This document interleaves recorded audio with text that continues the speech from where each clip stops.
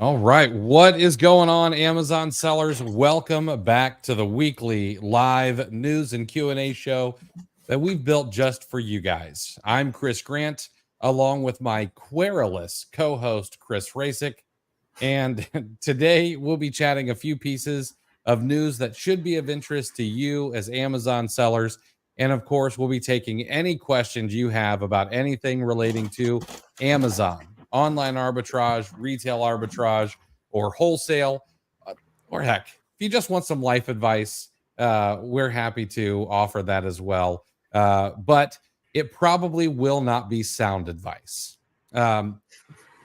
Chris, how's it going, man? It's going all right. I am so relieved to not have any more political ads when I watch TV. That was the true winner of yesterday turned into today. You know what? I've got to tell you, I had the best flip that I've had in a long time. Ooh. Yeah. So back in the day, I grossly overestimated my hazmat storage, right? And or wasn't in the habit of checking, before maybe Inventory Labs, Scoutify or something, you can't really trust the hazmat indicator anyway, from my experience. But anyway, so and I learned the hard way. I even made the shipments in Inventory Lab and stuff. And it's like, you don't have the storage. And so I had all this hazmat stuff, right? Sat in my death pile for an embarrassingly long time. And I've been making an effort. I usually do it. Q4 is usually when it sounds logical, start generating more capital when I get off my ass and actually start listing as much of the death pile as I can. So I got a ton of stuff going on. I finally there were these herbal essence. I had 24 units, right? So I look them up and they must be discontinued or something, because they're selling really well, or for a lot of money. I don't remember the numbers on what's listed versus sold and that sort of stuff, but decided the best line of attack was to sell 2 packs for about $30 or so. So I set 12 2-packs, set them at about $30. One day later, had somebody message me. This lady messaged me. She was interested in all 24 units. She asked what the best price I could do on it, and I had that automatic quantity discounts on there, so it was going to give her 20% off if she bought 4 or more anyway. So I kicked it up to 30% off, and she bought all 24 units. Paid me $280. It was only $10 to ship, and I got those at Ollie's for $1.79 each. Oh yeah. Here's the question. I mean, it was like it was such a good, like, it was back, like, it reminded me of like that first flip, when you get really excited and it's like, oh man. Oh yeah. It was good stuff. So have you looked on Amazon to see what they're going for? I did not. I know at the time it was somewhere in the, probably $9.99 each kind of thing. But I constantly, I don't really have the room, so I don't do a lot of hazmat on my own, my prep center will do some hazmat, but I don't do a lot of it out of my own anymore. The only reason I ask is I wonder if she's an eBay to Amazon flipper, and if it's going from eBay to Amazon. Yeah, I don't know. That's crazy. I even told her, I said, because when she sent the message, I had to recount it. And I found out that I saw that one of them didn't have a cap. It lost a little plastic cap because it was a manual pump. It wasn't an aerosol, but still flammable. But it was one of the pump ones, and I was missing a cap, and she was even interested in that one. So I don't know, because I told her, I said, well, all right, I've got 23 units plus 1 without a cap. She goes, yeah, I'll take all of them. That's awesome. So, I don't know. That's awesome. Hey, Paulie and Tony, what's going on, guys? Felix and Flamingo, Carlos, Luke, what's going on? Glad to see some familiar faces. before we get started, we've always got a sponsor. And this week's sponsor is, again, me, because I'm being lazy and I can do it. Uh, Keepa is the best tool that is out there for Amazon sellers. The thing is it has so many nooks and crannies that you need to learn that it can be a little overwhelming, and many people don't do it. And one of the things that I've actually been harping on quite frequently on social media is that a lot of things get over indexed about Keepa. I'm looking at you, the people who spend too much time in the buy box statistics section, seeing if you're going to be able to eke out 3% compared to 4% of the buy box rotation. It's not something that you actually need to spend your time on. Well, I've got a solution. We created Keepa Academy a little over a year ago, and in that we break down every single feature, how to read complex charts, how to find trending products, tracking your competitors' moves. It really is. It's a course that tries to make Keepa feel a lot less like rocket surgery and much easier. So, if you're interested, you want to learn how to properly use Keepa, especially as we get into the heat of Q4, head over to cleartheshelf.com/Keepa course and dive into how to properly use Keepa, what data is actually important, and what you can pass over to make your sourcing a little bit faster. Uh, and Flamingo, thank you. A lot of good stuff in the courses. I appreciate that. Luke says he sees a plain wall. Says maybe next week. We stated that last week. Like the target was next week's marathon show for the sign to be up. And what's funny about that is, like, right where the sign's gonna go, like this empty part of the wall, like right above it, you might be able to see the bottom. That's a canvas print of my oldest daughter.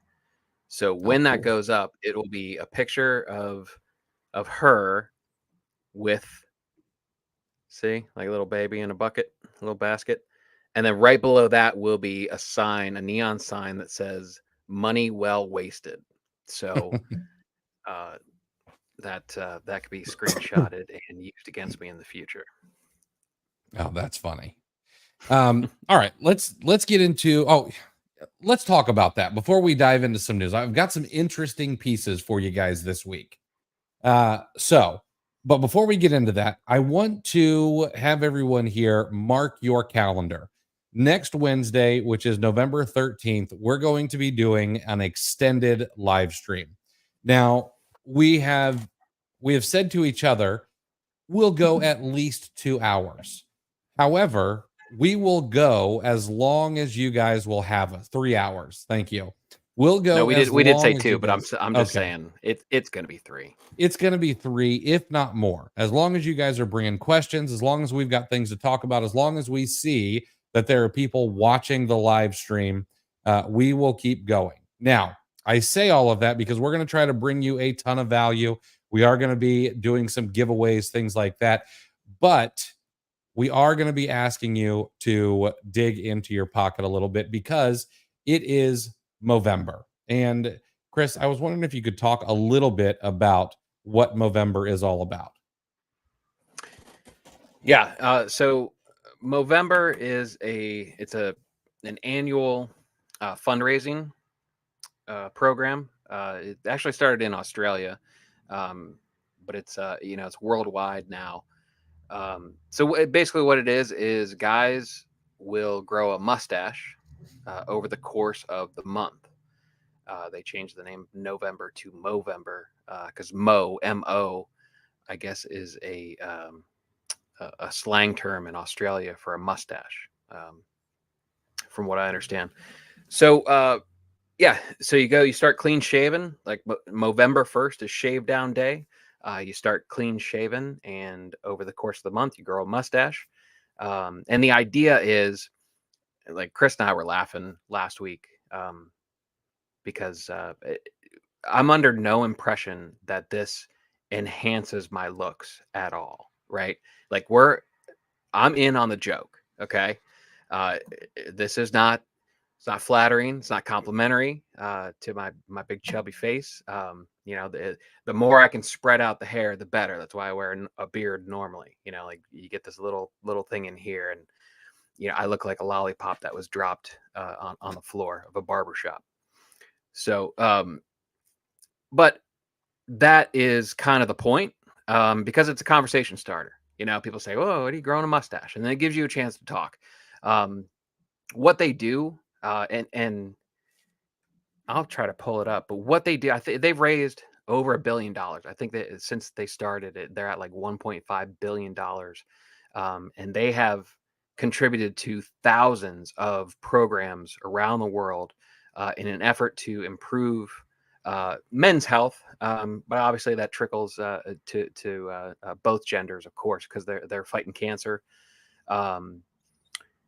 We lose a man to suicide once every minute worldwide, and I believe it's a 2 out of 3 suicides are male, and a lot of that has to do with uh, kind of old time thinking. Men, we're supposed to bottle up our feelings, according to the old guard, and we're not supposed to talk about that. If something's wrong, just the way society is, it kind of many of us feel like that's not appropriate to talk about our feelings. Being a man, it's the old stereotype, and we're trying to change that. And they have a lot of resources. There's even a guide that I've seen before in their resources about questions to ask instead of just it works, but even just a how are you, to get people talking. And if you don't want to use just a how are you, there's certain questions to ask, and it's all designed to get the conversation started. And if someone's having trouble, it's to try to get them to feel comfortable to talk about how they're feeling, and eventually, hopefully, keep them from doing something drastic, because there are mothers and fathers that want their sons around longer, and their children that need their daddies longer, and we can make a difference. And it's not just suicide, it's mental health in general. Prostate cancer is on the rise in younger people under the age of 40.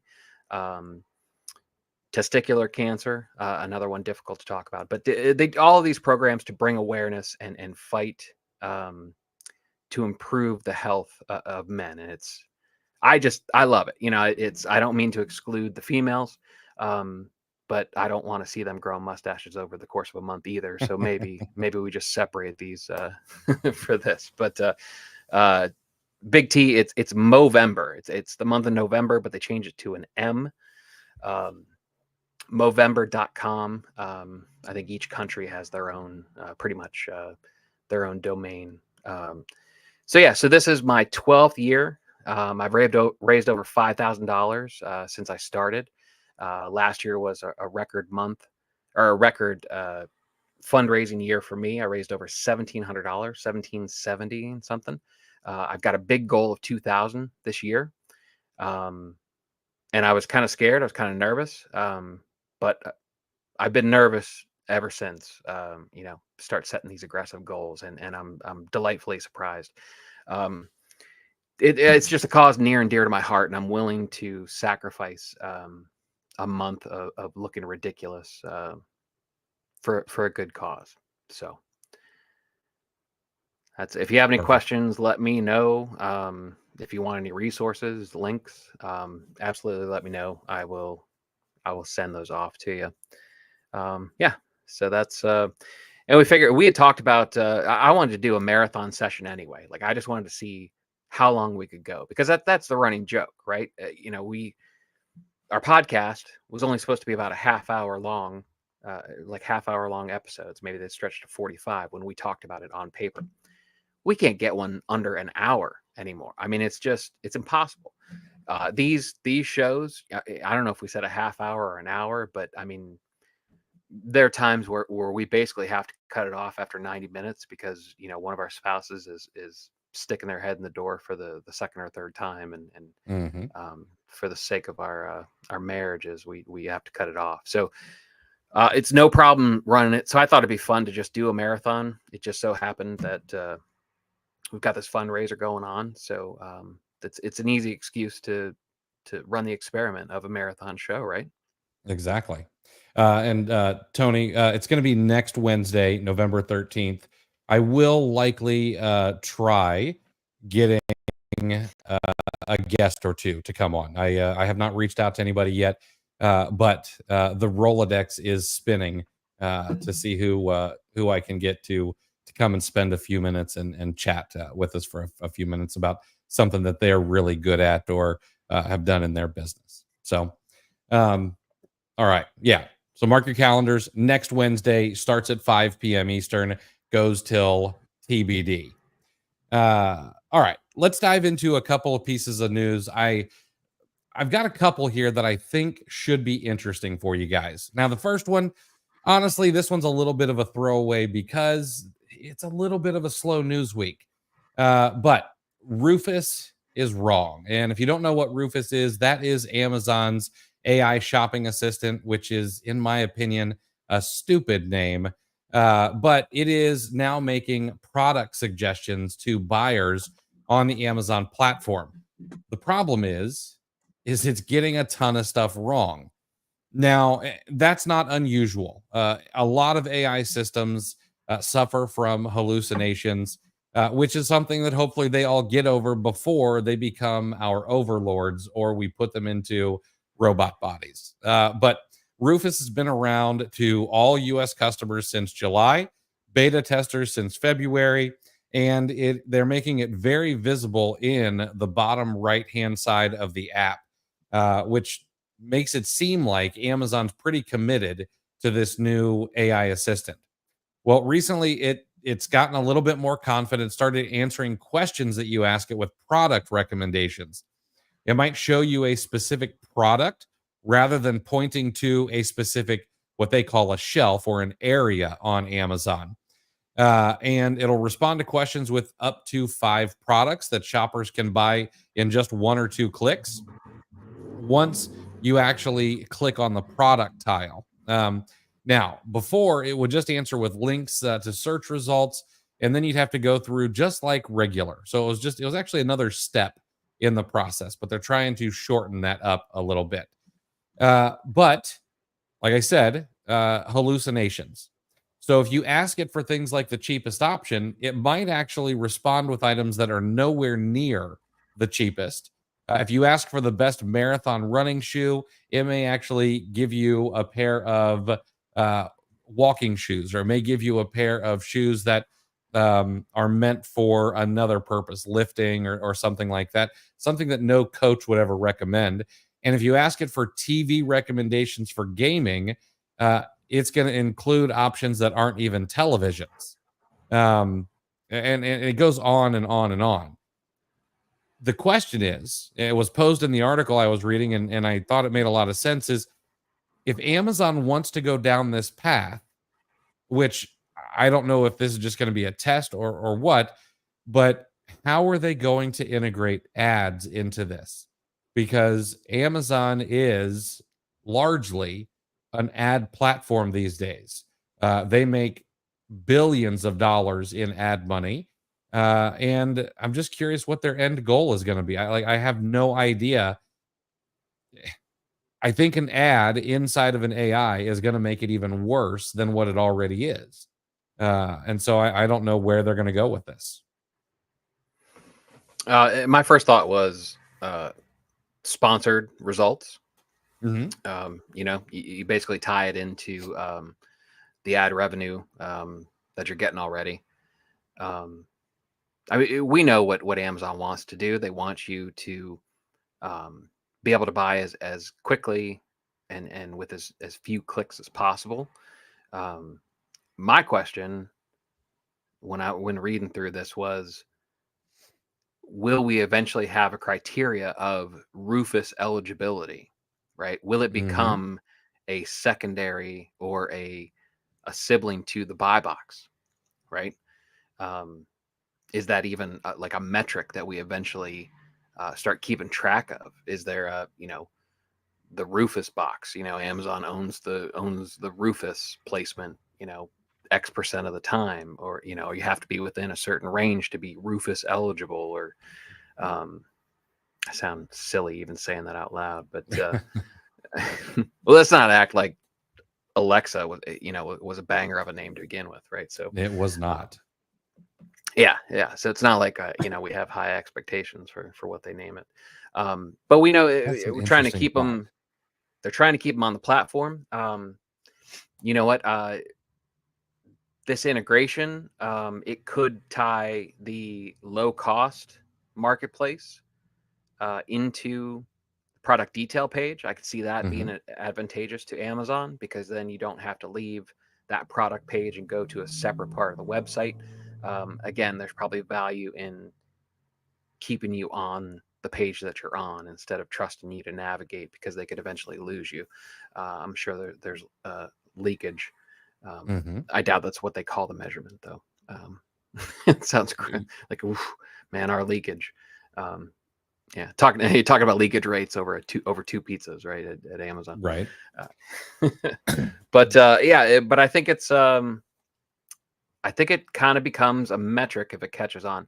The fact that it's wrong is irrelevant to me. I think that was just kind of the hook that the author used in this article. Oh yeah.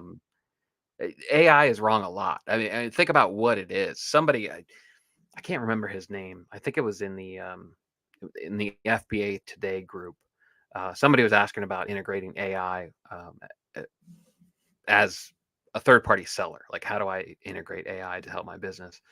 And he made a great point about the limitations, because he basically talked about, like, what he was talking about, ChatGPT specifically. And that's a language model, right? And he used the example of math equations. It's not going to be good at math, right? No. It's glorified text prediction, right? Based on what it's already read, what it's been uploaded, and it's a language model. Like that's what one of the L's and the M is in LLM. We shouldn't expect it to be good at math, right? It's not there. It maybe eventually it will. Well, probably not. Maybe it definitely will. But we're not there yet. So what is Rufus doing, right? Does it have LLM training? And then is it? I wouldn't be a bit surprised if it's basically just what Netflix has been using, just basically like, okay, people who looked at this also looked at this, which Amazon has that on their detail page already. And they just kind of make it a slick forward facing interface for us and call it AI. Yeah. I think that's my guess. I would agree with that. That's an interesting thought on the Rufus box. I like that thought, and then the question comes up. Well, I guess the way that I think about it is that going to be product based, or will that be seller based? And so I'm thinking specifically for arbitrage sellers. And does it have to have 3.5 stars or more to be able to be eligible to show up in Rufus results?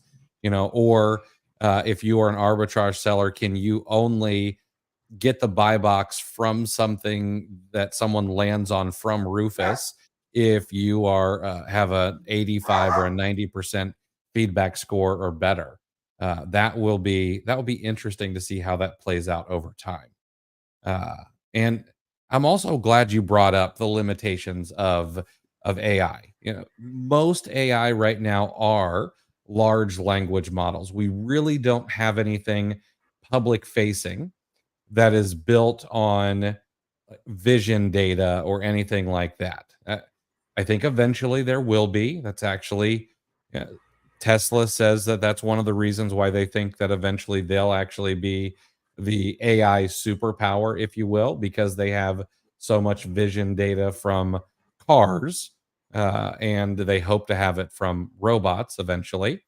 And I've also noticed that a lot of AI evangelists have talked about how the increases in the power and the complexity that AI can handle has slowed significantly because there's only so much language. There's only so much you can train it on.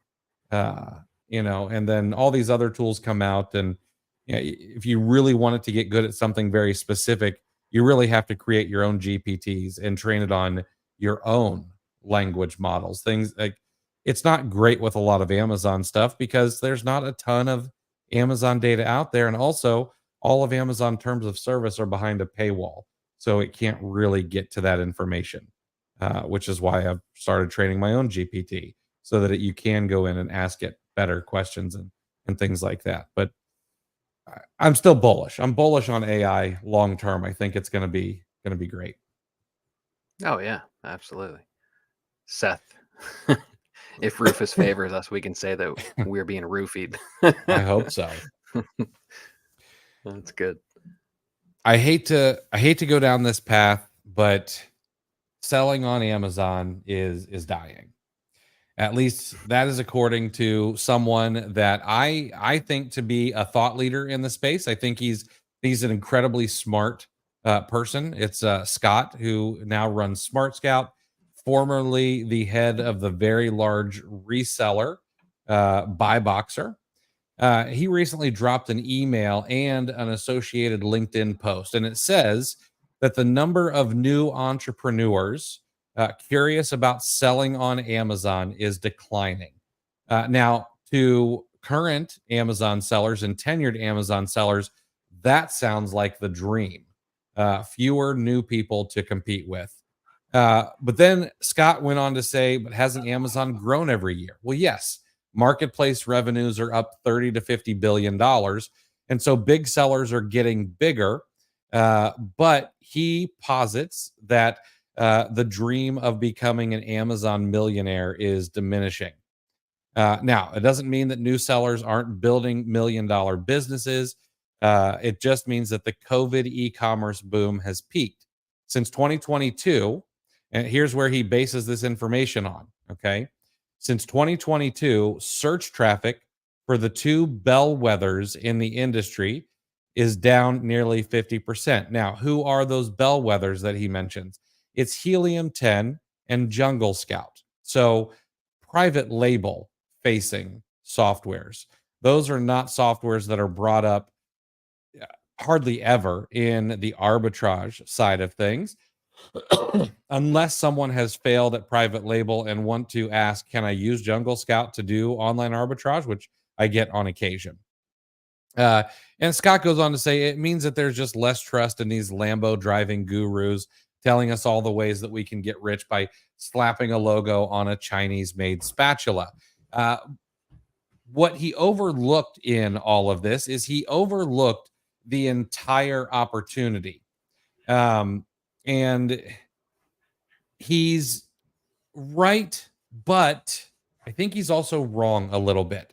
So I went in and I did a little bit of my own research and I dove a little bit deeper. I looked at Helium 10, I looked at Jungle Scout, but then I went into Google Trends and I checked out the keyword terms Amazon FBA, sell on Amazon, online arbitrage, and retail arbitrage. Retail arbitrage and online arbitrage are about what they've always been. They're not incredibly popular search terms. People think about selling on Amazon and Amazon FBA first. Now, Amazon FBA and sell on Amazon, it is trending down some, not nearly 50%. It's down about 30% compared to some of the peaks back in 2022, early to middle 2022, maybe 40%. However, there is something interesting that I don't think Scott looked at in correlation to this. I also added in the search term TikTok shop. And the reason I did this is because a lot of the people who get into the Amazon business are drawn in by people who might be flashing a Rolex spelled CKS, not X, or they might be flashing, a Lambo that they've rented. On occasion, they may show off a Patek Philippe for those who are cultured. For those of you in Ann Arbor, that's a very high-end watch. If you have a degree from that school, you likely won't ever own one or see one. But what I noticed is that the interest in Amazon FBA and sell on Amazon has trended down a little bit more over the past 6 to 8 months. And it's right in line with a trend, an increasing trend of TikTok shop. And then I thought about all these people that I've seen who said, that have gotten out of Amazon and said, oh, well, it's stupid. Why don't I just, you should be selling on TikTok shop. You should be doing these influencer videos, et cetera, and so on. Amazon's old news. There's so much better money. I don't have to deal with all the headaches, et cetera, and so on. We're going to see a reckoning, I believe. And a couple things are going to happen. Yes, more people are interested in things like TikTok Shop right now. Do I think you should go and make money on TikTok Shop? Yeah, if you've got the time and the ability to do so, absolutely. I'm not one to not pull a lever to increase earnings. However, one of the things that a lot of these people don't think about is they don't think about network effects. Heck, some of them may not even know what a network effect is, but it's something that all social media sites and marketplaces are built on. So what happens is they come in hot and heavy, and there's a lot of reason for people to get into something like TikTok Shop, where they have consumer or influencer created videos to drive even more traffic because certain ones will go viral. And with TikTok Shop, influencers, creators are getting paid to make all of this content. Well, when they hit the amount of content that they need and they don't need as much created, I'll tell you what happens. Commission rates fall off a cliff. Now, Chris, you're saying that because you're an Amazon guru and you need people to come and buy your courses. It's actually not true. The reason I'm saying that is because I've seen it happen over and over and over again. One of the biggest to do this is actually Amazon themselves with the Amazon affiliate program. They've done it multiple times. They used to pay like 12 to 15% commissions, maybe more, on influencers getting their products out to get people over to Amazon. And then when they started driving the traffic themselves and more traffic started coming in, Amazon cut those commissions. And then they did it again. And now the commissions for things like blogs is something like 4% across most categories. Facebook has done this. They paid creators to make video and they rewarded them with eyeballs. And then when they had enough video, they stopped rewarding with the eyeballs. They don't push the video to the algorithm quite like they did. Matter of fact, there were $100 million businesses built on the backs of Facebook video. The Chive is who I'm talking about, who then got hit with the network effect. And so we're going to see the exact same thing happen with TikTok Shop, with the Amazon affiliate influencer program.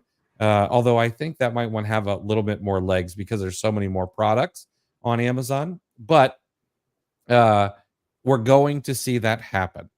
And then people will probably come back because marketplaces are a much longer term type of business. But there is good news. There might be a little bit of a trend down to the mean with interest in selling on Amazon.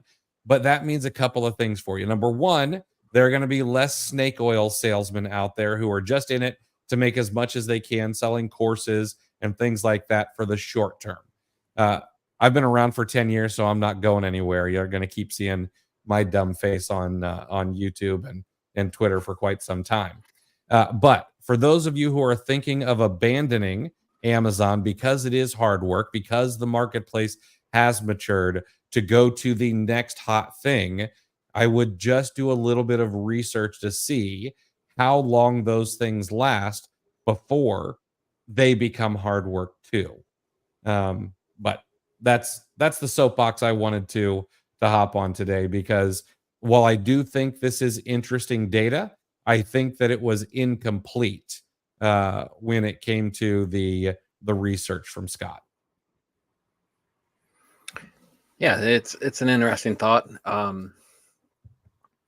It's bound to happen too. Like shiny object syndrome is real. Mm-hmm. It exists, and you know, and like I'm not going to make any friends saying this, and that's fine. It doesn't really bother me, but you know, look, people getting in this, vast majority of all of us when we first started, unless we had a related background, we were not good business people, right? We weren't smart business people. Some of us have become smart business people. Some of us haven't, right? There's, there's a bunch of different, pricing philosophies and stuff, and you're within the marketplace. I mean, you phrase that the last section of the segment as, but there is some good news. This is all good news as far as I'm concerned. This is people going to chase, the greener grass, and that's fine. And if you remove yourself from Amazon and go to TikTok, chasing the lottery ticket, chances are you were not a net positive to the marketplace in general, right? Which means you leaving is a net positive for those who remain in the marketplace.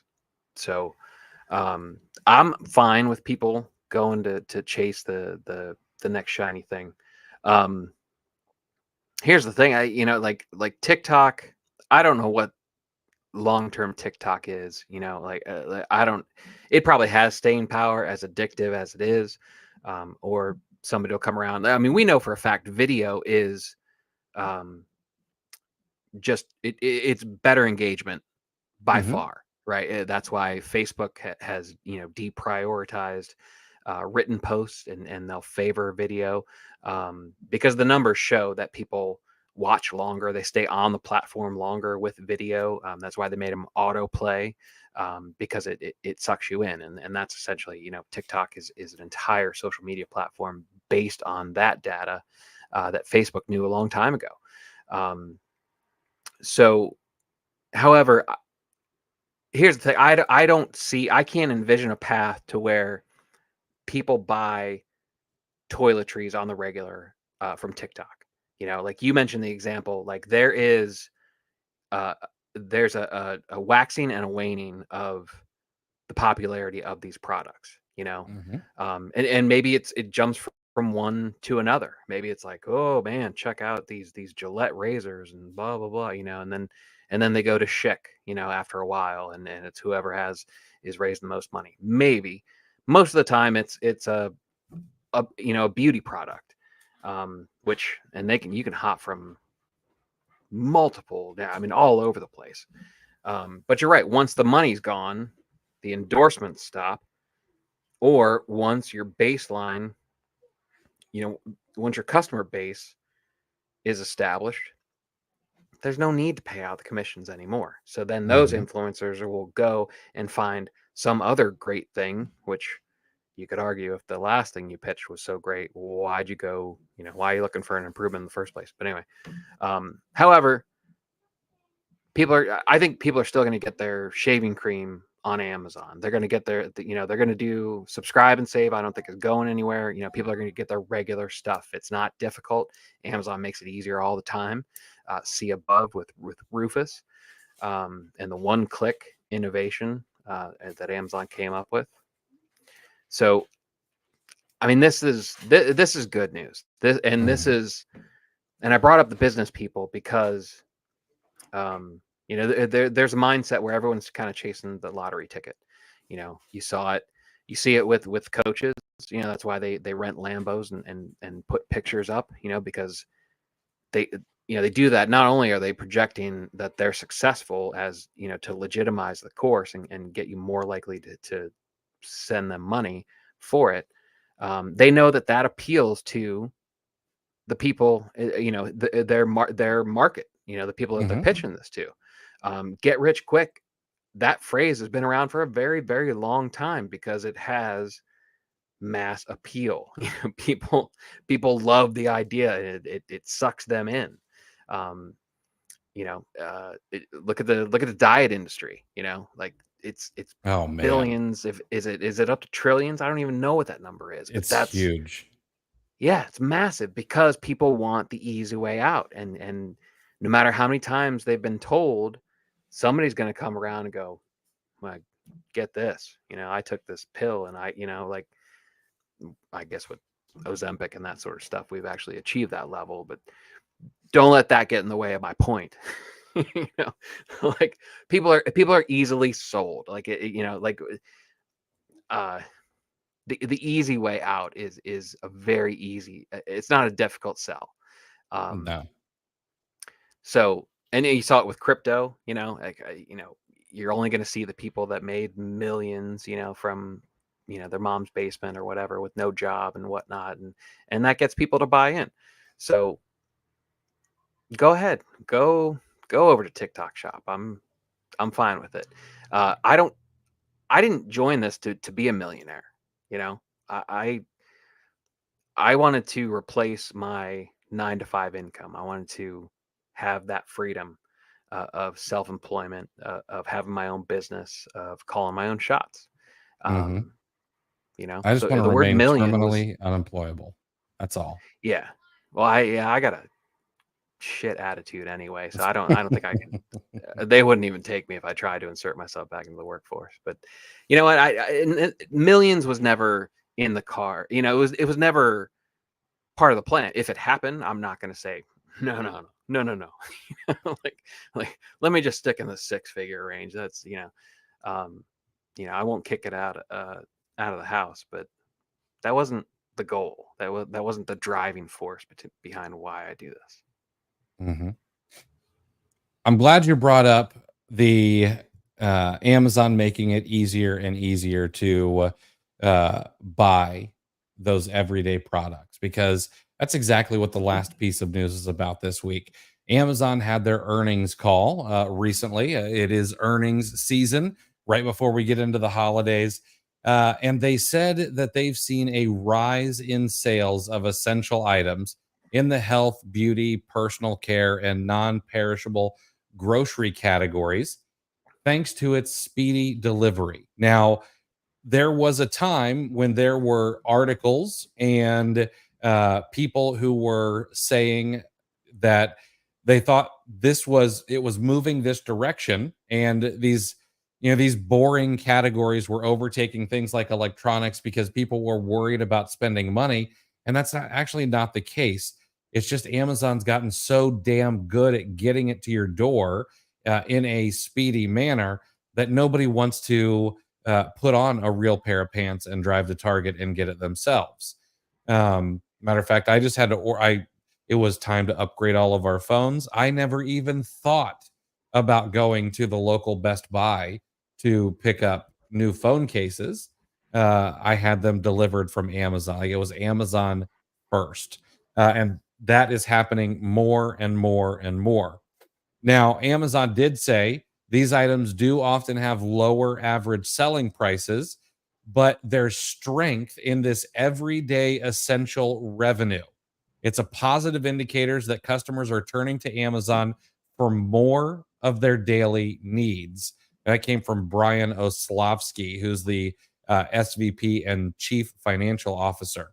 Said that when they see customers purchase these types of items from them, they end up building bigger baskets, they shop more frequently, and they spend more on Amazon. And that those remarks came right as Amazon posted a very strong third quarter results.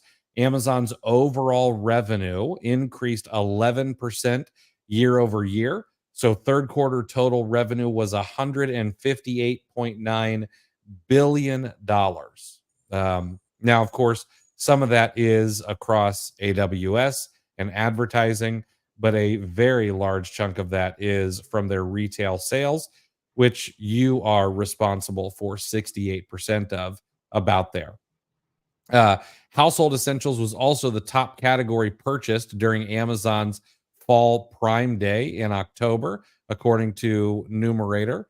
And then Andy Jassy chimed in and said that this kind of consumer behavior and trade down means that Amazon's going to have to rely on even faster delivery times, which may give us a little bit of an idea into what Amazon is going to be focusing on over the next several quarters as they try to get their inbound up to where they want it to be. So it's interesting, And that Jassy guy's such a ball buster, man. right?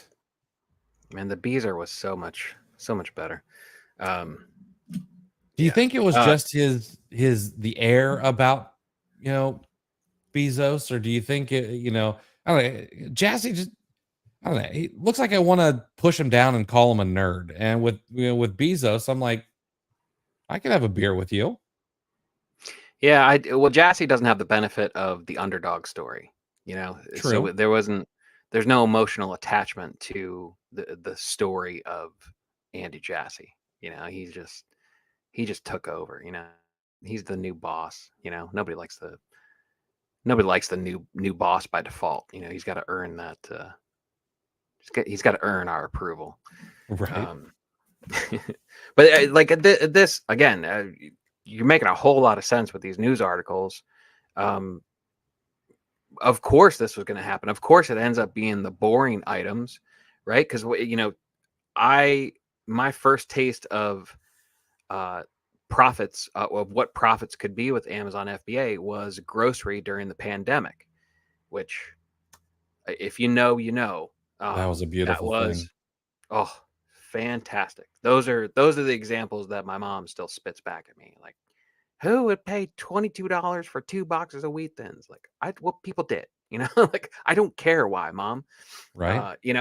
So, and we've talked about it multiple times. The pandemic, it forced people, it shortened the curve for people to get used to e-commerce, right? Out of necessity, you had to buy your stuff online.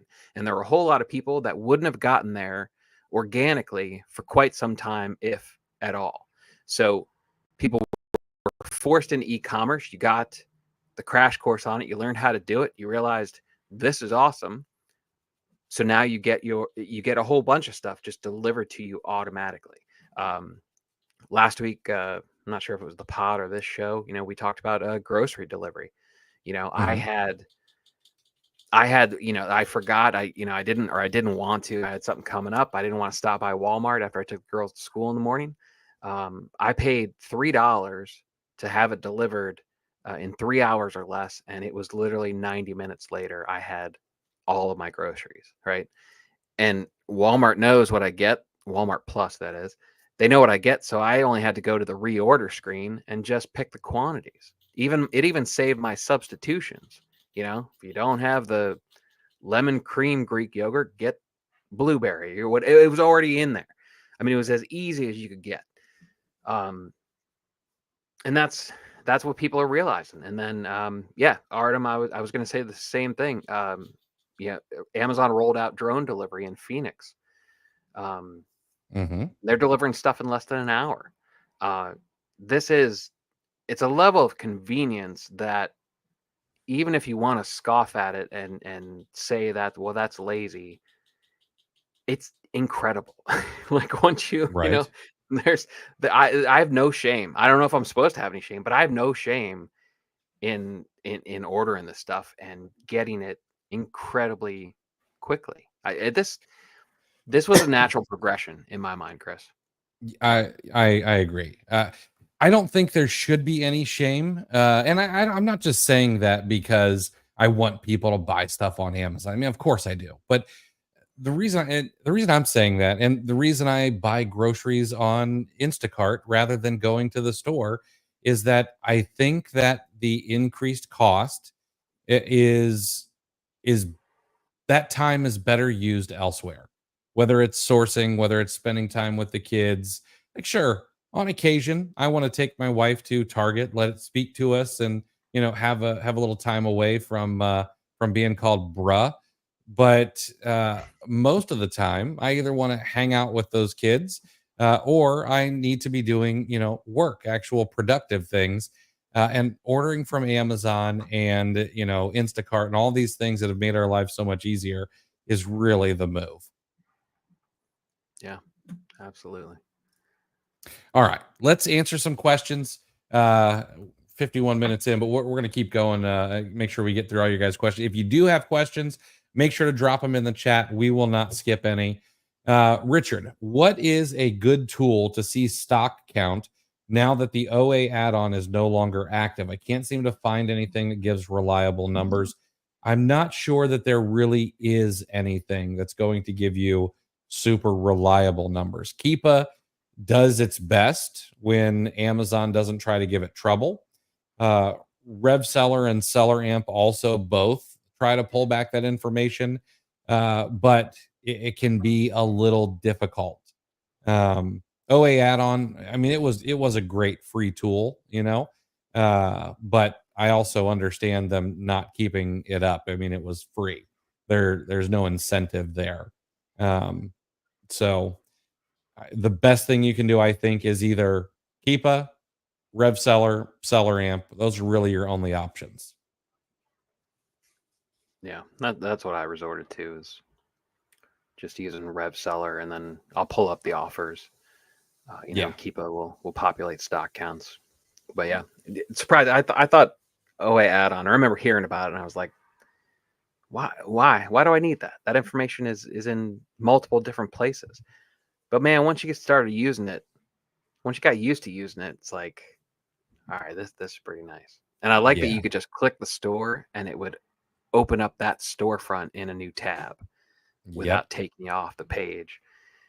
And you could just look at what they had, pull them into a spreadsheet, and set them up to stock for years to come.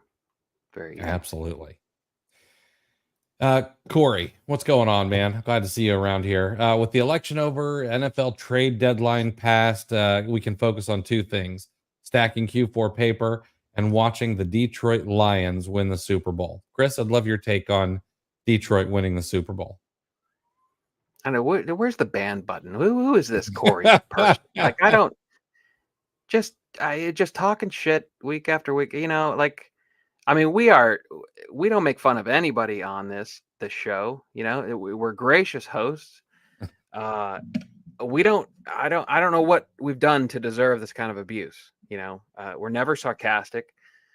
The Lions. What world are we in where the Lions are Super Bowl contenders? Are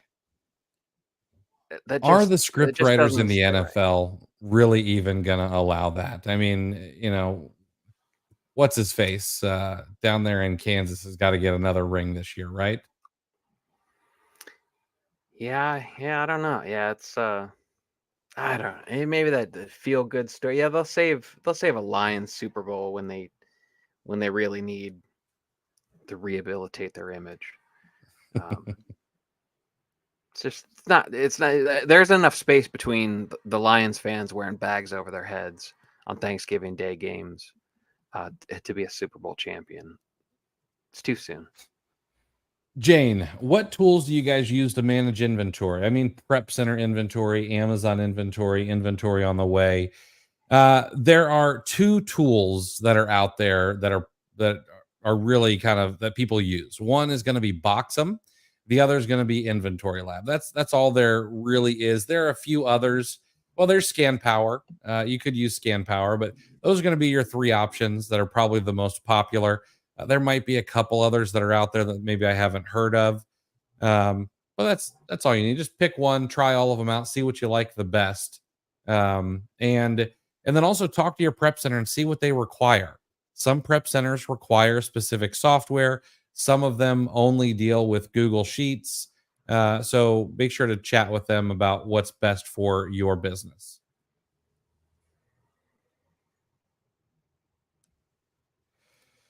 What do you think about the inventory management section of Seller Board? I don't really use Seller Board.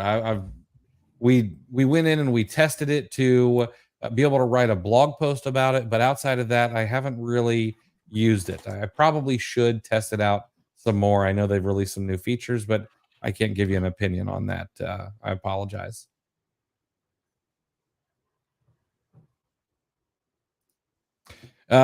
Big B says it's wild out right now. Some brands we sell, the sales velocity is picking up, but due to being seasonal, feels like sellers are crowding brands once brands kick sellers off of, say, a beauty product.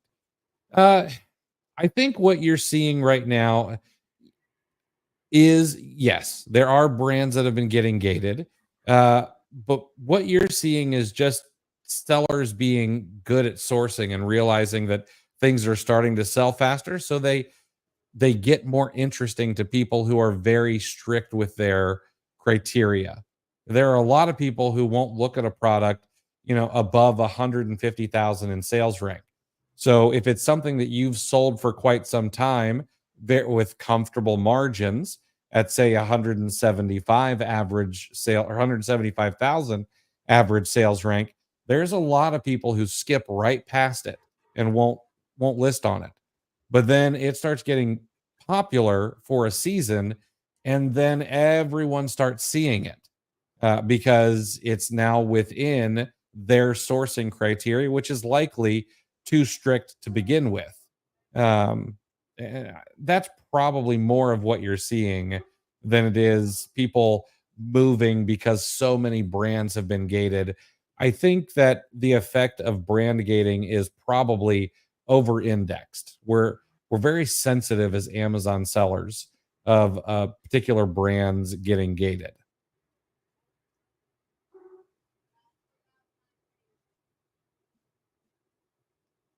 You know what?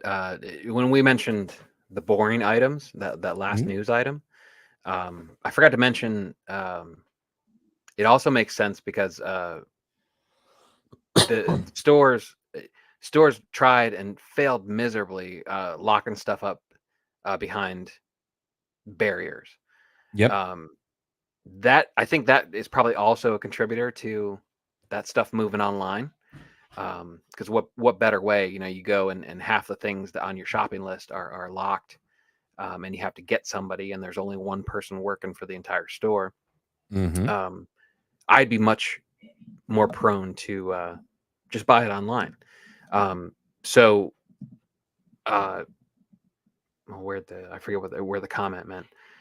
Uh, so as the stuff shifts, as far any because Big B mentioned the beauty brands. So it would make sense that Amazon and I mean we know just certain brands aren't reseller friendly, Estee Lauder and whatnot, So if they can set up exclusive contracts, to where it's just one supply chain, one source going into Amazon, just one seller handling it all.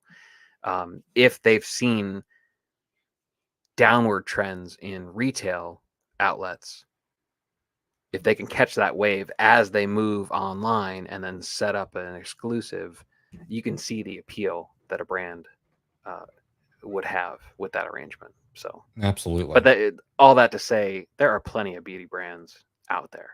So, Hmm. Jane, well, when you got to section 3, Chris, did you have to schedule the call after submitting the documents, or was it an immediate call as soon as you clicked on it? So when I first went in, it was the evening time in the US, and so it started to give me the option to schedule a call. But the 3 or 4 times that I went in, it actually said no times available. So then I just started going in during business hours, and uh, it was just take the call now, and so I had the call right then.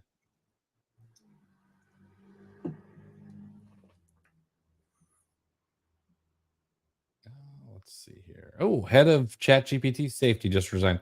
All right, I'll have to look into that. Paulie got the email that carriers delivered packages 2.5 days before the promised transit time that you set. I know you mentioned Amazon making changes for too early delivery times. Should I tweak my template? If you so, Paulie, if you want to be protected, Amazon gives you very specific things that you have to use if you want to have that OTDR protection. So your shipping templates shouldn't actually be set by you. You have to use Amazon's automated handling time. Is that it's called AHP, I think. Automated handling program. I don't know. Anyway, you basically need to allow Amazon to automate all of that stuff for you if you want OTDR protection. Uh, so personally, if you want to make sure that you are safe through Q4, I would probably give in to what they're asking for and use I think it's the shipping settings automation and the automated handling time. Let Amazon figure all that out for you, and then just ship as fast as possible.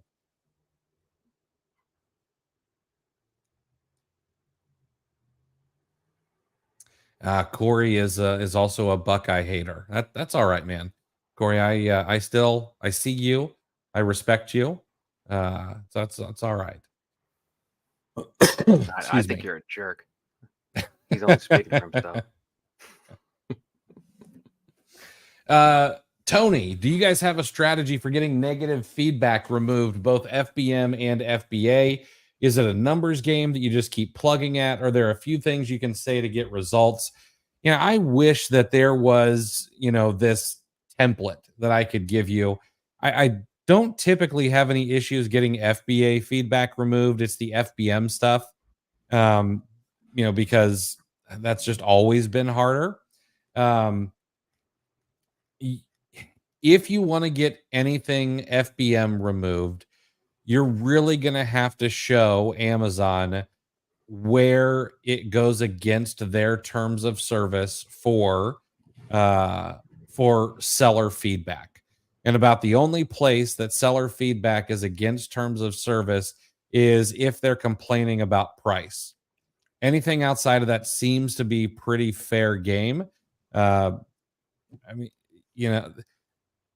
a buyer could just say this seller's ugly, and I mean Amazon will be like, take it. That's just the way it is. But if they say, oh well, I don't like the price of this, then they'll remove it, or they'll also remove it if it's meant to be a product review. So if they say something like, shoot, I don't even know, I don't like the color of this product, or something along those lines, you might be able to get it removed. But other than that, it's pretty tough anymore.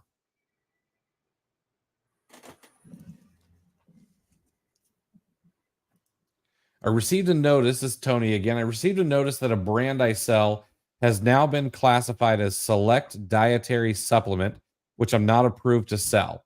I can appeal that, but it doesn't say where or define that term. I have seen this a couple of times recently.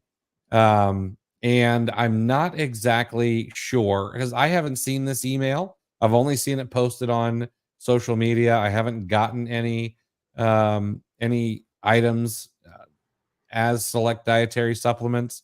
So I don't know anything about it or how to appeal. I also wonder, is this some sort of like just mistake that Amazon is making? I might even give it, a week before I try to deal with it. And then if you have to, I'd probably just open up a case and try to talk to Amazon. Artem, yes, I will be looking at your email. Probably won't be until tomorrow morning, but I will be getting to your email. Yes.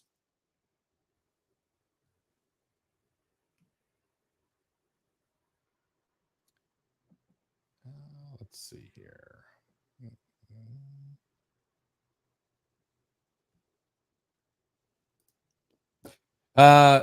Corey. I'm 30. Let's see. Won a Lions playoff game. Have you both ever interviewed a bigger seller who doesn't outsource any daily functions? I would not say completely. I don't think we've interviewed anybody who doesn't use some sort of at least service. They may not have VAs that do sourcing for them. I'm thinking of Eli. Our interview with Eli Glukowski is top notch, in my opinion. He does all of his own sourcing. It's like 99% manual sourcing. However, he does use services to get reimbursements, things like that. But I think he handles a lot of his own cases and stuff. Like he does a lot himself, and his wife. I should give his wife a shout. She does help in the business as well. But that would probably be the only one. Well, that's Who? not I'm drawing a necessarily blank true. on the name. Who is the naturally high on cocaine, fast talker lady that we had on that was pulling everything, that pulled everything in house? Dang it. I don't know Totally why drawing a blank on her I'm name. drawing a blank on her name. Sam. Yeah. Sam, yes. Sam FBA. Yep. Yeah, Thanks, she Ryan. also does everything herself. And she was single digit millions, I believe, right? Yes. I think her goal is 4 million this year. Yeah. So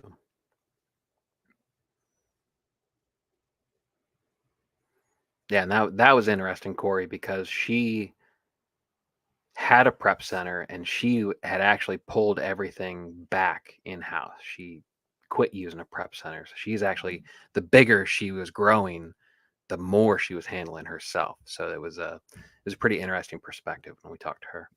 Mm-hmm. Michelle, I had an FBA return because Amazon missed the delivery date. What kind of fees can I expect to pay? But I mean, you are going to have that clawed back, the sale that you made, and then there's going to be a returns processing fee. Outside of that, that's it. The returns processing fee. Because the FBA fee and all of that stuff handles the return shipping and all that. Mike, when major sellers such as Pattern is the only seller on the listing, should we avoid and treat the listing as private label and avoid the brand in general? I would not necessarily avoid the brand in general. It really depends. There's a brand or two that I know Pattern sells on where I'm currently on listings that they're not on, but they are on several of that particular brand. I don't particularly like to compete with Pattern on a lot of things that they're on, just because a lot of times they have so much inventory. It's spread out across Amazon's entire network that it can be a little tougher to get the buy box just because they've got so much. But outside of that, I'm not. If they're on ASIN A and I want to go list on ASIN B and they don't have a history of being on there, I'm not against listing on that brand.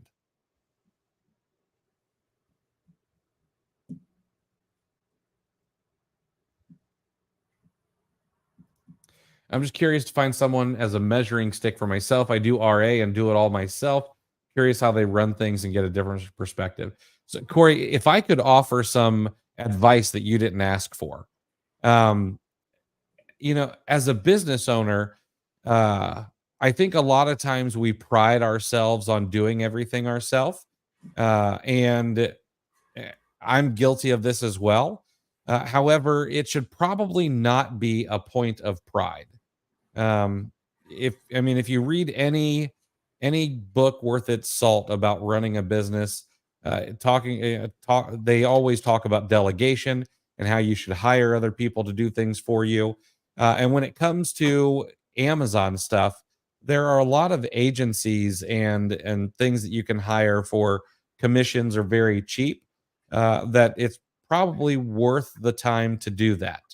Um, and then it's going to give you time to eventually go out and train shoppers and really start leveraging other people's time to grow your business as well. Similar to the concept that we were talking about with grocery delivery. I mean, it's, if you can save time and just have the stuff delivered, you're essentially outsourcing your grocery shopping. So it becomes a matter of what you do with the time that you've saved. I mean, there's something to be said about controlling costs, and there are valid arguments for that. However, if once you start wondering, or if you're hitting that hitting the ceiling you're capable of, or if handling everything yourself starts limiting the numbers that you could be putting up, that's always a good sign that it's time to look at delegation. And Corey, I see you said if you might want to be on the show. I'll tell you what, shoot me a DM. We can stomach having a conversation with somebody from that state up north. That is not a problem. But shoot me a DM. Would love to chat with you and see if you'd be a good fit. We'll have to talk slower though.